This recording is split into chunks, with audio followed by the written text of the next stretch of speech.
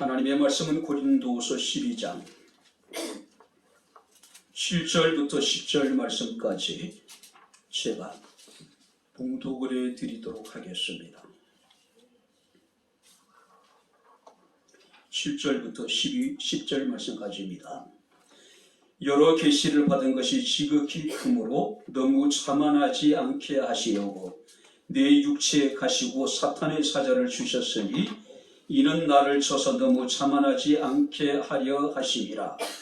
이것이 내게서 떠나가게 하기 위하여 내가 3번 주께 간구하였더니 나에게 이르시기를 내 은혜가 내게 족하도다.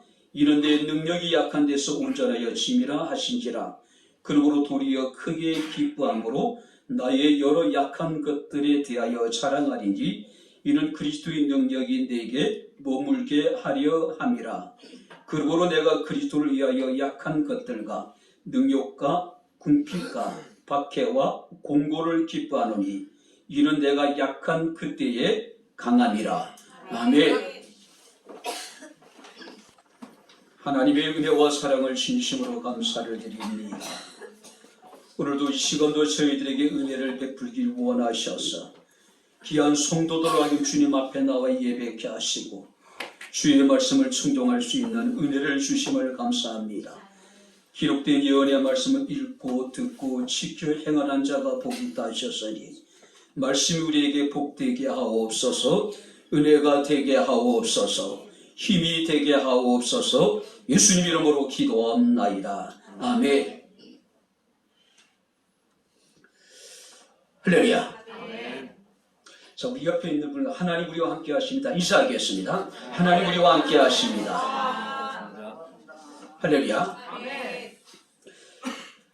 렌즈가 깨진 안경 옆에 이런 구가 있는 그림이 있습니다. 상황을 보는 나의 눈이 문제일 수 있다. 우리가 깨진 렌즈를 통해서 본 세상은 다 으그러지고 잘못된 것처럼 보일 수 있습니다. 근데 사실은요, 바로 그것은 세상을 바라보는 나의 생각이나 나의 가치관이 어쩌면 깨어져 있기 때문에 우리가 바라보는 세상이 다 어그러지고 이 세상이 다 잘못된 것처럼 보일 수가 있다라고 하는 사실입니다. 저는 목회를 하면서 우리 교인들에게 자주 했던 이야기가 있습니다. 한번 따라해 보시기 바랍니다. 믿음은 해석이다. 자, 우리가 어떤 관점에서 사물을 보고 그것을 이해하고 해석하느냐에 따라서 모든 것이 전혀 다른 결과를 낳을 수가 있다는 이야기죠. 우리는 이 땅에 살아가는 동안에 많은 크고 작은 일들을 경험하게 됩니다. 때로 어려운 일을 만날 수 있을 것이고 때로 고통스러운 일을 만날 수 있을 것이고 또 좋은 일도 만날 수가 있을 것입니다. 그런데 문제는 그것을 우리가 어떤 관점에서 바라보고 이해하고 해석하느냐에 따라서 전혀 다른 결과가 우리에게 나타날 수가 있다고 하는 사실입니다. 강영우 박사라고 하는 분이 계십니다. 이미 이제 소천하신 분입니다. 중학교 때 축구를 하다가 공에 눈이 맞아가지고 실명을 하게 됩니다. 자, 이 충격으로 그 어머니가 바로 세상을 떠나버리고 맙니다. 그리고 얼마 지나지 않아서 아버지마저 세상을 떠나버려요. 누나와 동생들, 이제 4남매가 남게 됩니다. 당시 고등학교 3학년 때 누나는 이제 학업을 포기하고 3명의 동생들을 돌보기 시작합니다. 그 동대문에 있는 평화시장에 가서 봉제 공장에서 취직을 해요. 밤낮 가리지 않고 열심히 일을 합니다. 근데 그만 2년 만에 누나마저 세상을 떠나버리고 말아요. 결국은 남아있는 3형제는 뿔뿔이 흩어지게 됩니다. 시각장애인이었던 이 강영우 박사는 이제 장애인 고아원에 이제 입소를 하게 됩니다. 굉장히 열악한 환경 속에서도 굉장히 공부를 열심히 했던 것 같아요. 주변에 많은 사람들의 만류에도 불구하고 그는 연세대학교 교육학과에 입학을 하게 됩니다. 그리고 우리나라 최초 장애인으로서 미국에 장학금을 받고 이제 유학을 떠나게 됩니다. 자, 그곳에서 석사학위를 받고 박사학위를 받고 2001년도에 부시 행정부의 백악관의 국가장애위원회 정책 차관보가 됩니다. 한국인의 이민 역사에 있어서 최고위직에 오르는 그런 놀라운 그런 성과를 내게 되는 모습을 우리가 보게 됩니다. 자, 그는 이런 이야기를 합니다. 나의 실명은 장애가 아니라 하나님의 도구입니다. 자신의 불행을, 자신의 실명을 그는 장애로 여기지 않았다는 이야기입니다. 하나님의 도구로 그는 바라보았고 하나님의 도구로 그것을 이해를 했고 그리고 그것을 해석을 하는 겁니다. 자, 그러니까 그에게 있어서 실명은 장애가 아니라 하나님의 도구라고 하는 놀라운 고백을 하게 되는 모습을 우리가 보게 됩니다. 자, 로마서 8장 28절 말씀을 보게 되면은 하나님을 사랑하는 자 곧 그의 뜻대로 부르심을 받은 모든 자들에게는 모든 것이 합력하여 선을 이룬다고 말씀을 하고 있습니다. 오직 믿음의 관점에서 바라보고 할렐루야. 믿음으로 이해를 하고 믿음으로 해석을 하는 겁니다. 이것이 신앙이에요. 이게 믿음입니다. 자, 오늘 본 말씀을 보게 되면 사도 바울은 굉장히 옳은 형편에 처해 있습니다. 우리가 9절 10절 말씀을 보게 되면 그는 약한 것, 능욕, 궁핍, 박해, 공고 가운데 처해 있습니다. 그리고 7절 말씀을 보게 되면 사도 바울은 스스로에 대해서 심각한 육체적인 질병이 있었는데 바로 그 질병이 뭐냐면은 가시라고 이야기를 합니다. 그 사탄의 사자라고 표현한 것을 볼 때에 그가 겪은 그 고통이 얼마나 큰던가를 우리에게 보여주고 있습니다. 자, 문제는 그 바울이 가진 육체적인 질병이 일상의 생활 속에서 그를 불편하게 하고 힘들게 하는 정도가 아니었다는 겁니다. 자, 복음 전도자로서 그것은 결정적인 장애물이 되었다는 사실이에요. 그래서 사도 바울은 그것을 육체의 가시라고 표현하고 사탄의 사자로 표현하고 있는 모습을 우리가 보게 됩니다. 자, 그런데 여기서 이 육체의 가시에 대해서는 지금까지 많은 추측이 있어 왔습니다. 마귀의 공격이라고 해석하는 사람도 있고 어떤 육체적인 정욕이라고 이야기하는 사람도 있고 반대파의 공격 또 히스테리나 우울증을 앓았다라고 이야기하기도 합니다. 그리고 심각한 두통이 있었다고 이야기하기도 하고 간질을 앓았다라고 이야기도 하고 말라리아가 있었다고 이야기를 합니다. 그리고 심각한 안진. 근데 가장 쓸데없는 주장은 뭐냐면은 아마 간질이나 말라리아나 안질이었을 것이다. 자, 간질에 대해서 우리가 갈라디아서 4장 14절 말씀을 보게 되면은 사도 바울은 갈라디아 성도들에게 너희를 시험하는 것이 내 육체에 있었다. 너희를 시험하는 것이 내 육체에 있었다. 이것을 너희가 없인 여기지도 아니하며 버리지도 아니하고 바울에 있는 모습 그대로를 받아주었다. 이것을 썼던 성경들은 아마 바울이 간실을 알았을 것이다. 상상해 보세요. 복음 전도자가, 설교자가 간실을 앓는다?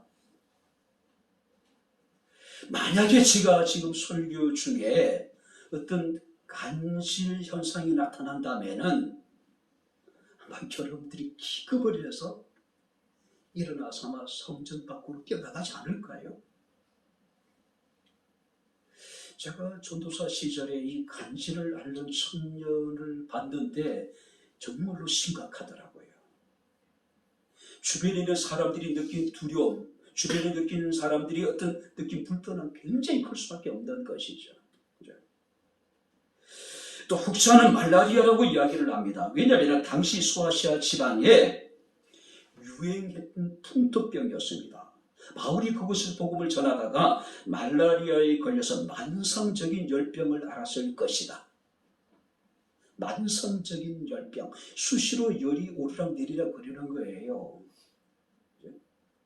아마 복음을 전하는 데서 심각한 장애가 되지 않았을까요? 또 어떤 사람들은 안질이라고 이야기를 합니다.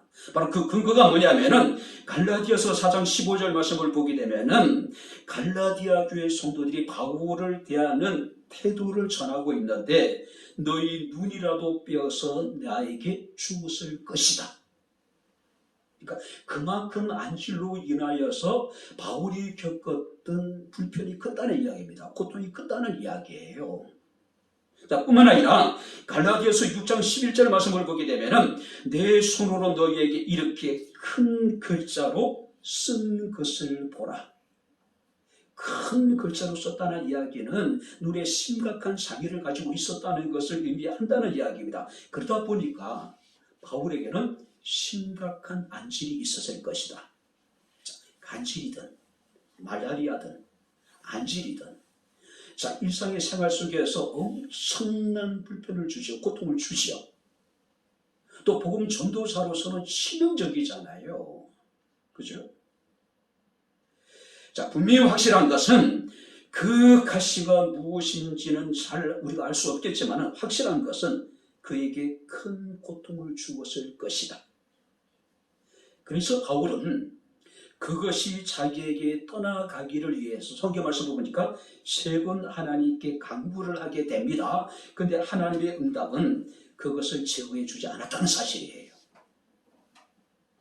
오히려 하나님의 능력이 약한 데서 온전해지게 되고 약한 그때 우리가 강해진다라고 하는 원리를 가르쳐주고 계신 모습을 우리가 보게 됩니다. 약한 그때 우리가 강해질 수 있다는 이야기예요. 자, 그렇다면 오늘 말씀을 통해서 바로 우리가 이런 하나님의 은혜를 입기 위해서는 우리가 어떤 자세로 우리가 신앙생활을 해야 될 것인가? 어떤 자세로 우리가 이 땅에서 우리에게 주어진 날들을 살아가야 될 것인가? 우리가 몇 가지로 살펴보면서 우리가 함께 은혜를 나누도록 하겠습니다. 자, 7절을 우리 다시 한번 같이 읽겠습니다. 여러 계시를 받은 것이 지극히 크므로 너무 자만하지 않게 하시려고 내 육체에 가시고 사탄의 사자를 주셨으니 이는 나를 쳐서 너무 자만하지 않게 하려 하십니다. 그는 고백합니다. 내 육체에 가시고 사탄의 사자를 하나님이 내게 주셨다. 자, 하나님이 주셨다기보다는 어쩌면 사탄의 역사가 아니었을까요? 하나님의 주권 아래 사탄이 바울이 복음 전도자로서 많은 장애를 느낄 수밖에 없도록 이런 육체의 가시를 주었을 것이고 또 사탄의 사자를 주었을 것이다. 왜냐하면 우리가 욥기 말씀을 보게 되면은 욥은 동방에서 가장 큰 자였죠. 정직한 사였습니다. 온전한 사람이었어요. 자, 그럼에도 불구하고 욥에게 불행이 찾아오지요. 하루아침에 10명의 자녀들이 다 죽습니다. 그 많은 재산들을 약탈을 당해요. 건강을 잃습니다. 그리고 그 아내는 어디론가 욥을 버리고 떠나버리게 됩니다. 자, 욥의 친구들이 찾아와서 이런저런 말로 욥을 위로했지만은 욥은 그들을 너희는 나를 번뇌케 하는 아니자라고 이야기합니다. 내게 있어 너희는 쓸데없는 의사라고 이야기를 해요. 그만큼 욥이 겪었던 고통이 클 수밖에 없었죠. 그런데 이 욥의 고통은 어디서 왔습니까? 하나님의 주권 아래 사탄이 욥을 시험한 거잖아요. 그죠? 자, 분명히 확실한 것은 바울이 느꼈던 고통이라고 하는 것은 일반적인 고통과는 비교할 수 없는 엄청난 것이었다는 사실이에요. 그런데 바울은 그것 자체를 지금 인정하고 있는 거예요. 강한 척, 아무렇지도 않는 척, 그러지 않았단 말이에요. 우리가 1절부터 6절 말씀을 보게 되면 그는 셋째 하늘에 이끌려 갔다 온 자신의 이야기를 3인칭 화법을 통해서 사람들에게 밝힙니다. 내가 아는 사람 어떤 사람이라고 이야기를 해요. 자기 자신이 경험한 것을. 그는 굉장히 순종합니다. 그리고 겸손합니다. 사랑함에 있어서 굉장히 자기 자신에 대해서 절제하고 있는 모습을 우리가 보게 됩니다. 그래도 불구하고 오래전에 있었던 그 이야기를 하고 있는 이유는 뭐냐면은 자신의 사도성에 대해서 내가 참 사도임을 확증하기 위하여서. 자, 이 고린도 교회 내에는 사도 바울의 사도직에 대해서 의문을 제기하는 사람들이 많이 있었어요. 왜냐하면 예수님의 사도는 12이잖아요. 예수님의 살아생전에 그와 함께했던 사람들이었잖아요. 그런데 뜬금없이 이 바울이 자기 자신을 사도라고 이야기하니 고린도 교회 내의 거짓 교사들이 바울의 사도직에 대해서 의문을 제기하기 시작을 했다는 겁니다. 그래서 바울은 자기 자신이 경험했던 놀라운 사건을 지금 소개하고 있는 겁니다. 자랑하기 함이 아니라 자신의 사도임을 확증하기 위해서. 그는 사도로서의 엄청난 경험을 했습니다. 자, 그럼에도 불구하고 그는 자신의 경험을 통해서 오직 자신의 약함을 드러내고 하나님의 강함만을 지금 자랑하고 있는 겁니다. 우리 주변에 보게 되면 특별한 신앙 체험을 한 사람들의 이야기를 듣다 보면요, 실제보다도 굉장히 부풀려요. 과장하기도 합니다. 그리고 하나님의 역사심을 증거하기보다는 은연중에 자기 자신을 자랑하고 자기 자신을 높이는 사람들이 얼마나 많은지 모릅니다.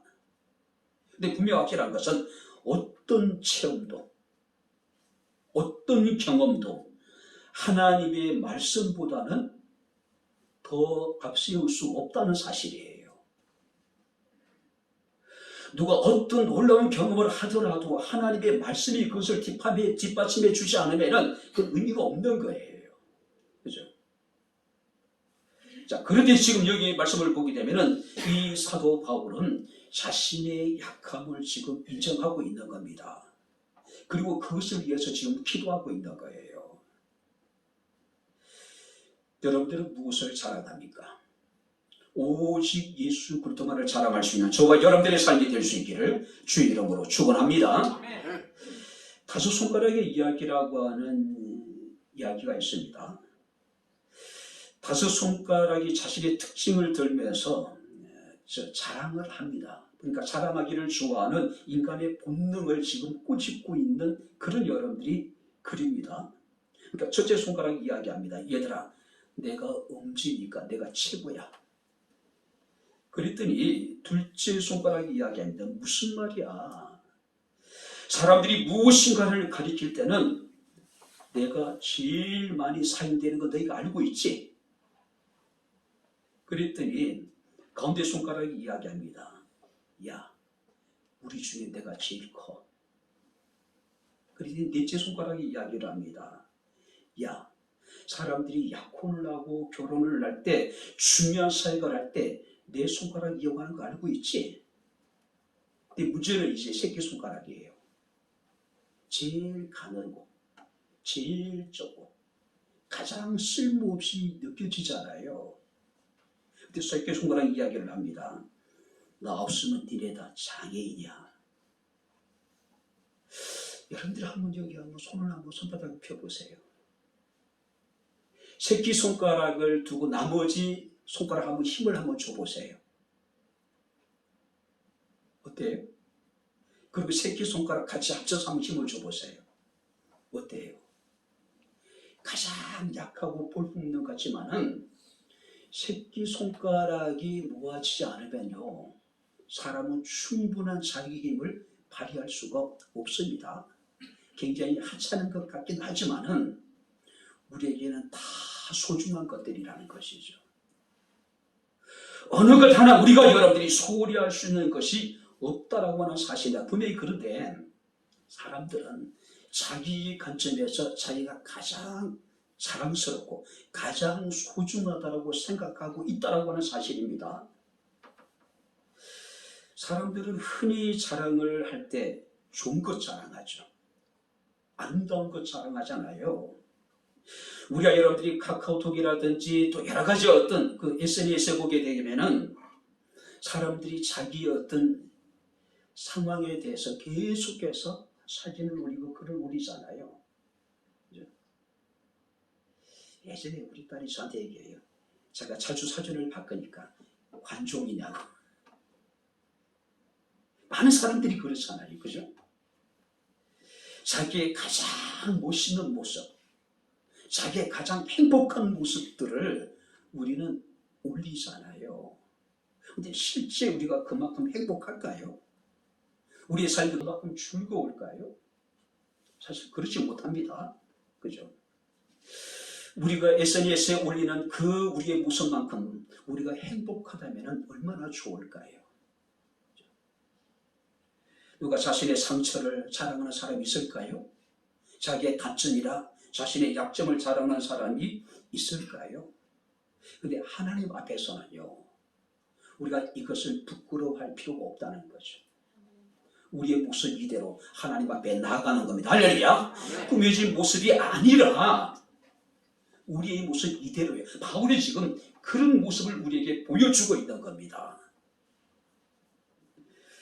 바로 여러분들이 하나님 앞에 그는 자신의 약점을 감추려고 하지 않습니다.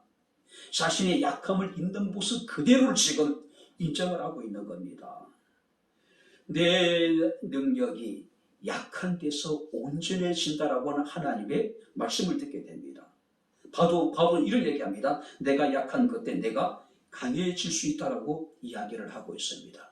오늘 이 아침에 여러분 어떤 모습으로 주님 앞에 나왔습니까? 꾸며진 모습이 아니라, 가장된 모습이 아니라 우리의 모습 이대로. 할렐루야. 그런 우리의 모습을 하나님께서 기쁘시게 받으신다는 이야기예요. 로마서 8장 26절 말씀을 보게 되면은 성령도 우리의 연약함을 도우시네. 무슨 얘기일까요? 우리가 자신의 연약한 모습 그대로를 하나님 앞에 드러내면 성령님이 우리의 연약한 모습을 보시고 우리를 도와주신다는 거예요. 우리가 마땅히 기도할 바를 알지 못하나 성령이 말할 수 없는 탄식으로 우리를 위해서 간구하시느니라. 성령이 하나님의 뜻대로 우리를 위하여 간구하시느니라.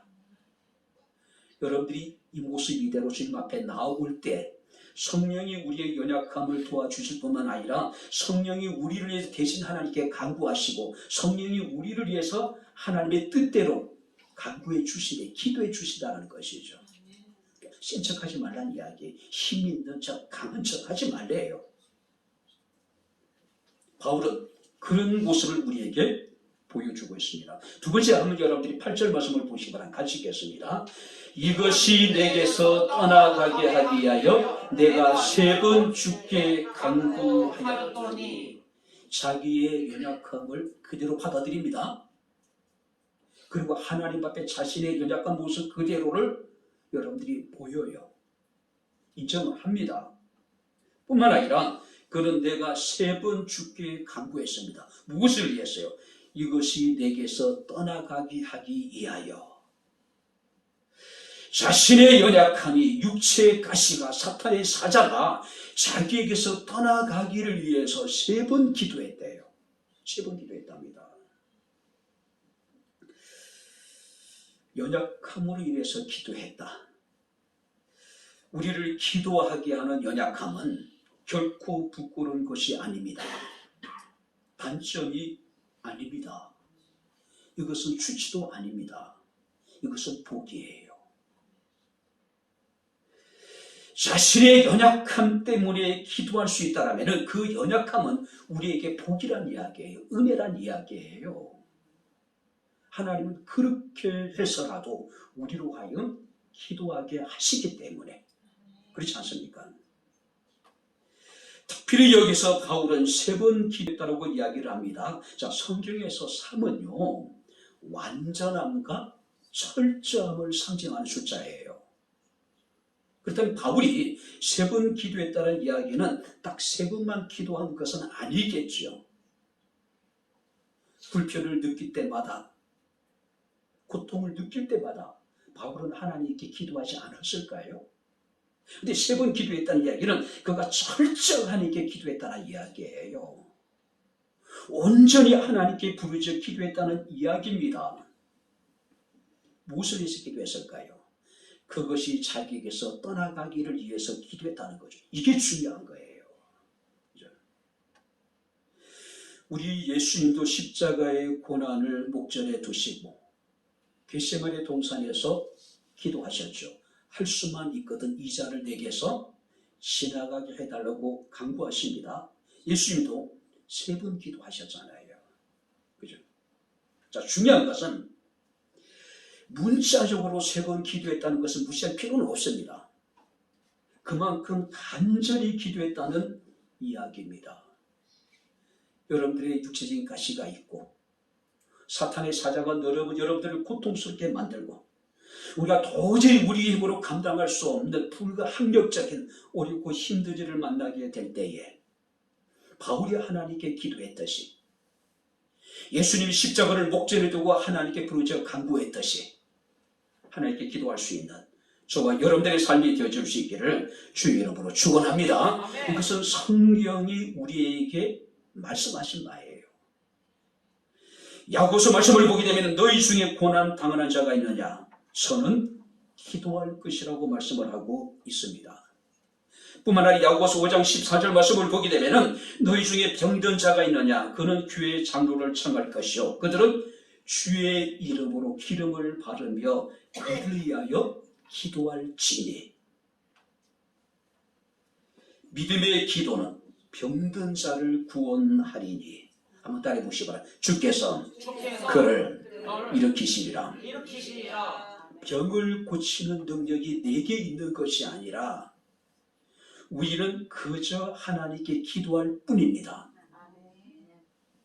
그리하면 하나님께서 우리의 기도를 들으시고 그를 일으켜 세워 주실 것이라는 이야기예요. 만약에 우리가 아예 기도조차도 하지 않는다면 결코 우리에게는 어떤 아무런 일도 일어날 수 없다는 사실을 우리가 기억을 해야 됩니다. 우리를 고통스럽게 하는 것들, 우리를 아프게 하는 것들이 얼마나 많은지 몰라요. 칼날 시브란이라는 사람의 그 예언자라고 하는 책에 보게 되면은 시브란은 이 고통에 대해서 우리에게 이야기를 합니다. 그는 고통에 대해 여러 가지 이야기를 합니다. 첫 번째 뭐냐면은 고통은 깨달음을 둘러싸고 있는 껍질을 깨트리는 것이다. 고통이 무엇인지, 인생이 무엇인지, 참된 길이 무엇인지, 진리가 무엇인지, 자유가 무엇인지를 보여주기 위해서는 호두 껍질을 깨트리듯이 하나님께서는 고통을 통해서 그 고통의 알매기를 하나님께서 우리에게 나타내기 위해서 우리에게 때로는 고통을 준다는 이야기예요. 그걸 깨트려야 된다는 거죠. 극복해야 된다는 것이죠. 뿐만 아니라 과일의 씨앗이 부서져야지, 죽어지고 썩어져야지 싹을 틔우듯이 고통은 우리에게 새로운 나무를, 새로운 싹을 만드는 과정이라고 이야기합니다. 그래서 하늘의 작은 미랄이 땅에 떨어져 죽지 않으면 그대로 그 죽음은 많은 열매를 맺듯이 우리는 고통이라는 과정을 통해 우리 자신이 깨어지게 되고 우리가 죽어지게 될 때에 우리에게 새로운 생명이, 새로운 삶의 열매가 우리에게 드러날 수 있다는 이야기예요. 뿐만 아니라 그는 이런 이야기를 합니다. 고통은 내면의 의사가 병을 치료하기 위해서 처방한 쓰디쓴 약이라고 이야기합니다. 어떤 고통이든지 고통은 고통스러운 거예요. 그죠? 쓰디쓰잖아요. 여러분들이 고통을 좋아하는 사람이 어디 있을까요? 하지만 그 고통이 쓰디쓴 약처럼 우리에게 쓰는지 모르겠지만 궁극적으로는 우리의 영혼을 고친다는 이야기예요. 우리 영혼을 새롭게 한다는 이야기예요. 그래서 우리가 시편 119편 17절, 67절 말씀을 보게 되면 고난 당하기 전에는 내가 그릇 행하였더니 이제는 주의 말씀을 내가 지키게 되었다고 이야기를 합니다. 뿐만 아니라 시편 119편 71절 말씀을 보게 되면 고난 당하는 것이 내게 유익이라고 이야기합니다. 왜냐하면 이로 말미암아 내가 주의 율례들을 배우게 되었다. 욥의 그 많은 신앙 고백 가운데 마지막 고백이 뭡니까? 내가 고난 전에는 하나님에 대해서 귀로만 들었는데 이제는 눈으로 주를 보나이다라는 놀라운 고백을 하게 됩니다. 귀로 듣는 신앙에서 눈으로 보는 신앙으로 욥이 완전히 새롭게 변화되는 거예요. 무엇을 통해서요? 고통을 통해서요. 오늘 성경을 보게 되면 창세기 31장에 야곱이 20년 만에 외삼촌의 집에서의 삶을 청산하게 되죠. 그리고 가족들과 함께 이제 외삼촌의 집을 도망치듯 떠나게 됩니다. 문제는 뭐냐면은 마땅히 야곱이 어디를 가야 될지 야곱조차도 알 수가 없는 그런 상황이에요. 집으로 돌아가자니 자신이 속이고 장자의 명분을 취한 그 형 에서가 칼을 갈고 있고 이를 갈고 있는데 집으로 돌아갈 수도 없고 굉장히 막막했을 것이란 말이에요. 그가 약복강이라고 하는 관계에 이르게 되었을 때에 그는 형 에서가 400명의 사람들을 거느리고 자기를 기다리고 있다는 이야기를 듣게 됩니다. 왜 에서가 400명의 사람을 데리고 와서 야곱을 지금 강 건너에서 기다리고 있을까요? 죽이기 위해서 그래요. 죽이기 위해서. 야곱은 되돌아갈 수도 없고 앞으로 나갈 수 없는 진퇴양난입니다. 그야말로 막다른 골목에 처해지게 됩니다. 이런 상황 속에 야곱이 할 수 있는 것은 아무것도 없었어요. 그는 자신의 가족들을 먼저 앞서 보냅니다. 창세기 32장 24절 말씀을 보니까 야곱은 홀로 남았더니, 다 떠나고 지금 야곱은 홀로 약복 강가에서 지금 남아있는 상황이에요. 가장 연약하고 가장 무기력하고 무력한 상황 속에서 야곱은 하나님께 무릎을 꿇고 기도하기 시작을 합니다. 성경 말씀을 보게 되면은 야곱이 하나님을 이기게 되죠. 하나님이 능력이 없어서 야곱에게 진 걸까요? 하나님이 줘 주신 것이잖아요. 그리고 하나님께서 야곱에게 이스라엘이라고 하는 새로운 이름을 주십니다. 하나님과 겨루어 이겼다라고 하는. 하나님의 관계가 회복되니 어떤 일이 벌어지게 될까요? 야곱이 약복강을 건넜을 때 그가 절었대요. 한두 배가 오그러져 가지고 그는 평생을 자기를 안고 살아가게 됩니다. 그런데 그 형 에서가 야곱의 길잡이가 되어서 앞서 가겠다라고 이야기를 해요. 절체절명의 위기 속에서 하나님께 기도했더니 원수가 길잡이가 되어주는 놀라운 역사가 나타나게 되었다는 사실이에요. 어렵고 힘든 일을 만날 때, 삶의 가시가 여러분들을 고통스럽게 만들고 사탄의 사자가 여러분들을 정말로 힘들게 만들 때라도 하나님 앞에 기도할 수 있는 저와 여러분들의 삶이 되어주시기를 주의 이름으로 축원합니다. 할렐루야. 우리는 이 바울을 통해서 그런 모습을 볼 수가 있는 것이죠. 마지막으로 여러분들이 9절 말씀을 읽겠습니다. 다 같이 읽겠습니다. 나에게 이르시기를 내 은혜가 내게 족하도다. 이는 내 능력이 약한 데서 온전하여짐이라 하신지라. 그러므로 도리어 크게 기뻐함으로 나의 여러 약한 것들에 대하여 자랑하리니 이는 그리스도의 능력이 내게 머물게 하려 합니다. 자신의 약함을 인정했습니다. 그리고 그것이 떠나기를 위해서 이 바울은 3번이나 하나님께 철저하게 부르짖어 기도했습니다. 그렇다면 하나님은 이런 바울의 기도를 어떻게 들으셨을까요? 바울이 행한 놀라운 이적들, 바울이 손수건만 흔들어도 기적이 나타났습니다. 바울이 가는 곳마다 복음을 전하는 과정에서 수많은 능력들이 나타났어요. 그런데 정작 바울은 육체의 가시가 있고 사탄의 사자로 인해 가지고 엄청난 고통을 겪고 있습니다. 그가 하나님께 3번 부르짖어 기도했습니다. 그런데 하나님께 그에게 어떻게 응답하셨을까요? 성경 말씀이니까 내 은혜가 내게 족하다. 하나님은 바울의 기도에 대해서 됐다 라고 지금 응답하시는 거예요. 성경 말씀을 보게 되면 내 은혜가 내게 족하다라고 이야기를 합니다. 이거는 우리가 보면 일반적으로 거절로 느껴지잖아요. 그래서 혹자는 이러기를 이 바울의 기도에 대해서 하나님이 내 은혜가 내게 족하다라고 하는 이 말씀을 매우 친절한 거절이라고 표현하더라고요. 매우 친절한 거절. 이것은 바울의 간구에 대한 거절이라기보다는 인간의 지혜를 초월한 하나님의 지혜로 그에게 또 다른 놀라운 은혜를 베풀기 위한 거절이 아니라 또 다른 응답이라는 것이죠. 바울은 스스로 고백합니다. 우리의 약함은 그분의 능력을 내게 머물게 하며 나의 약함을 통해서 그분의 강함이 드러내는 통로가 됨을 지금 고백하고 있음을 우리가 보게 됩니다. 그렇기 때문에 바울은 자신의 약함을 숨기려고 하지 않습니다. 애써서 여러분들이 외면하려고 하지도 않아요. 탓하지도 않습니다. 오히려 그는 기뻐했고 오히려 그것을 자랑하고 있는 모습을 우리가 보게 됩니다. 주님께서 바울의 기도에 대해서 말씀하십니다. 내 능력이 약한 데서 온전해지게 될 것이다.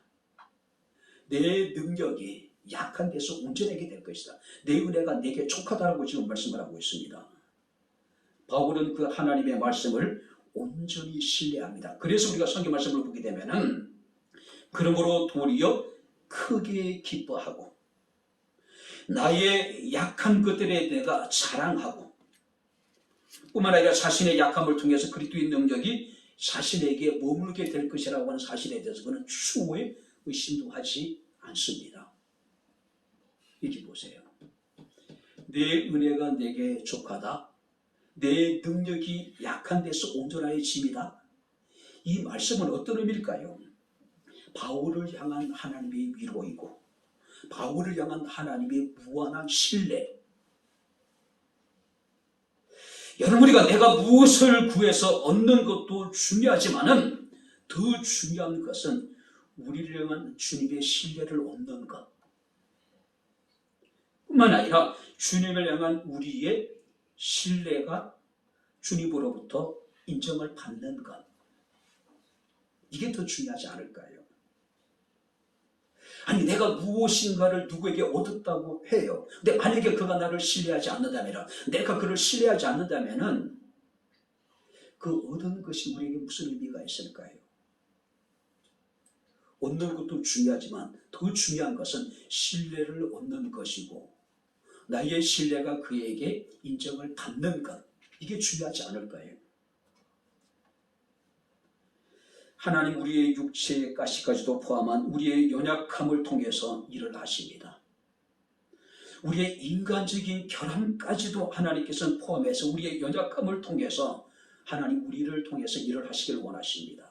그리고 우리의 연약함을 통해서 하나님 지금도 주의 피로 세우신 하나님의 교회를 세워나가기를 원하고 계신다는 사실이에요.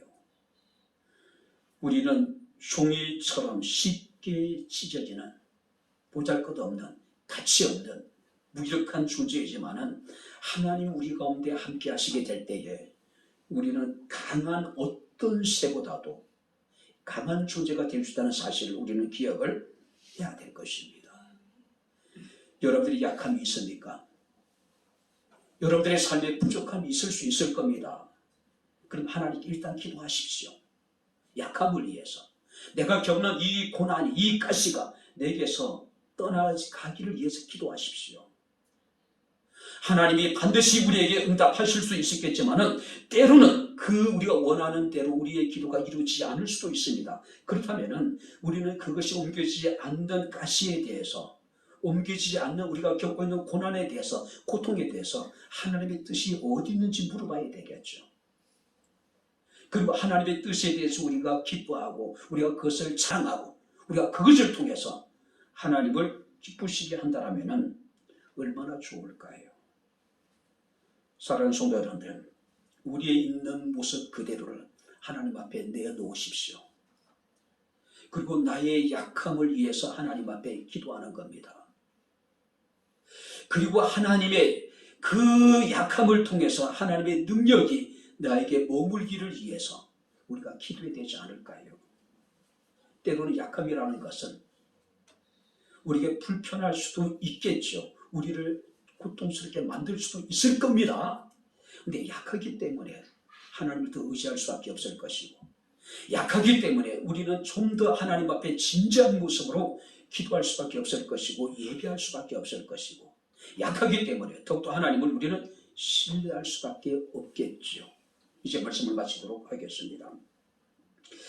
미국의 전 대통령이었던 토마스 제퍼슨이라는 사람은 이런 얘기를 합니다. 삶의 기술이란 고통을 피하는 것이다. 언뜻 생각하면 맞는 이야기 같은데, 세상에는 불가항력적인 고통도 있습니다. 고통이라고 하는 것을 피한다고 피해질 수 있는 것이 아니라고 하는 사실이에요. 그죠? 만약에 우리가 피할 수 있어서 고통을 면할 수 있다면 세상에 고통당하는 사람 아무도 없겠죠. 그렇지 않습니까? 세상에서 가장 단단한 것이 다이아몬드죠. 탄소와 탄소가 결합해서 만들어진 것이 다이아몬드라고 이야기합니다. 근데 이 다이아몬드는 원소 기호가 없대요. 굳이 표현하면 원소 기호 C로 이렇게 표현을 한다 그래요. 근데 원소 기호 C로 표현되는 게 또 하나 있습니다. 뭐냐면은 흑연이 있고 또 여러분들이 숯. 차이가 뭘까요? 다이아몬드도 원소 기호 C고 흑연, 연필심도 C고 또 여러분들이 숯도 C래요. 근데 그 차이가 뭘까요? 얼마만큼 오랫동안 연단되어졌냐에 따라서 다이아몬드가 되기도 하고 흑연이 되기도 하고 숯이 되기도 한다는 거예요. 그죠? 혹독한 고통과 시련을 통해서 백향목의 성도들의 믿음이 다이아몬드 같은 믿음의 사람이 되었으면 좋겠습니다. 할렐루야. 욥기 23장 10절 말씀을 보니까 고난 중에 있는 욥이 이런 이야기합니다. 내가 앞으로 가도 그가 보이지 않으시고 뒤로 가도 보이지 아니하시며 그가 왼쪽에 일하시나 내가 만날 수 없고 그가 오른쪽으로 돌이키시나 볼 수 없다. 무슨 얘기일까요? 앞뒤 좌우를 봐도 하나님을 볼 수가 없대요. 그리고 그는 이런 이야기합니다. 그러나 내가 가는 길을 그가 아시나니 그가 나를 단련하신 후에는 내가 순금같이 되어 나올 것이라고 고백을 합니다. 하나님은 보이지 않을지 모르지만 하나님은 우리의 가는 길을 아시고 우리를 단련하셔서 우리를 순금 같은 믿음의 사람으로 만들기를 원하고 계시다라고 하는 사실이에요. 오늘 내가 약한 그때 내가 강할 수가 있다라고 하는 사실입니다. 약한 모습 그대로를 인정하시고 그것을 위해서 하나님께 기도하시고 약하기 때문에 좀 더 하나님을 신뢰하고 의지함으로 하나님의 능력이 내 안에 머무름으로 인하여서 우리의 삶의 그 고난과 고통과 그 약함으로 인해서 우리의 믿음이 연단되어져서 순금 같은 믿음, 다이아몬드 같은 여러분들이 믿음을 가진 우리 백향목교 사랑하는 모든 성도들이 다 되어질 수 있기를 주의 이름으로 축원합니다. 기도하겠습니다. 좋으신 아버지 하나님, 우리 아버지 하나님의 은혜와 사랑을 진심으로 감사합니다. 우리는 자신의 약함을 인정하지 못하고 부끄럽게 여기고 수치스럽게 여겨서 오히려 자신이 강한 척, 힘있고 센 척, 우리가 사랑할 때가 얼마나 많은지 모릅니다. 두렵고 떨림으로 겸손한 마음으로 우리의 모습 이대로 하나님 앞에 나아갈 수 있는 은혜를 베풀어 주시고 나의 약함으로 인해서 하나님께 기도하게 하시고 나의 약함 가운데 하나님의 강함이 역사할 수 있는 저희들의 삶이 되게 하옵소서. 아버지 숟가 같은 존재가 아니라 아버지 하나님 시간 다이아몬드 같은 순금 같은 믿음의 사람으로 우리를 만들어 주옵소서. 예수님의 이름으로 기도합나이다. 아멘.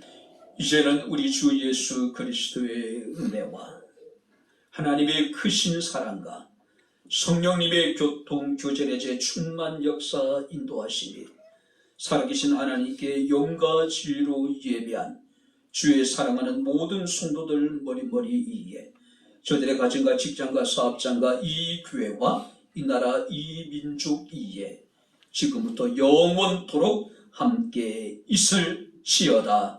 아멘.